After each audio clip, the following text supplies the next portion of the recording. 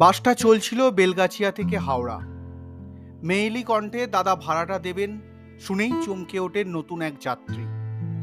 পাশে বসা ডেইলি প্যাসেঞ্জারের মুখে তখন মুচকি হাসি। প্রথম দিন চমকেছিলেন উনিও। এখন চেনেন কন্ডাক্টর দিদিকে। কোমরে শাড়িটা পেঁচিয়ে সাইড ব্যাগ বগল দাবা করে একের পর এক স্টপেজের নাম হেঁকে চলেছেন তিনি। মাথায় প্রায় 200টারও চিন্তা, আর চোয়াল দুটো শক্ত। সংসারের ভিতটা মজবুত করতেই হবে। পুজোর গন্ধ বাতাসে লাগামাত্র বাস স্টপেজগুলোর নাম বদলে যায়। লেকটাউন হয়ে যায় শ্রীভূমি, পাইকপাড়া হয়ে যায় টালাপত্তয়। কাশফুলের হাওয়ায় ডলির আনা নামটাও তাই আজ বড্ড বেমানান। এ যেন অন্য দুর্গা, হাওড়ার বাসিন্দা। তিনি সংসার সামাল দেন, রান্না করেন, আবার বাসের গায়ে আলতো দুটো চাপ্পড় মেরে নেমেও পড়েন পথে। আলতো চাপ্পড় কেন? এই বাস যে তার বড্ড আদরের। লোন নিয়ে কিনেছিলেন। ওই কটা টাকায় চলছিল না যে। স্বামী কারখানায় কাজ করে। একই সংসারের সদস্য ভাই বোন আর বোনপো। ভেবেছিলেন বাসটা ঠিকঠাক চলে গেলে দিন বদলাবে। 2 বছর অপেক্ষা বাড়ছিল, সঙ্গে ঋণের বোঝা। কিছুতেই লাভ হচ্ছে না।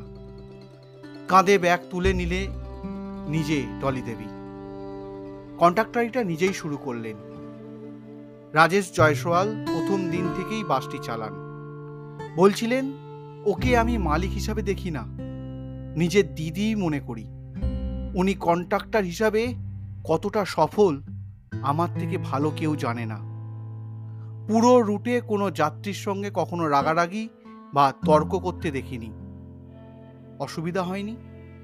ডলি দেবী হাসলেন। প্রথম একটু হতো ঠিকই। অনেক নিয়ম কানুন জানতাম না। এখন সবটা সহজ হয়ে গিয়েছে। দিন বদলেছে। বাসের ইএমআই শেষ। এখন আর কোনো দায় পড়ে না এই কাজ করার।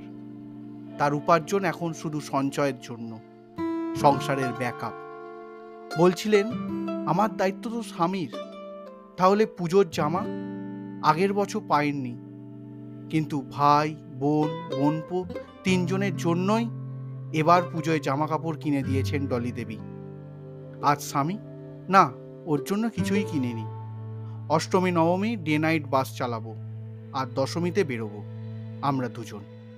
ওই দিনটা শুধু আমাদের জন্যই। নারী শক্তির আরাধনায় মেতে উঠেছে বাংলা। 2 দিন পরই অকাল বোধন।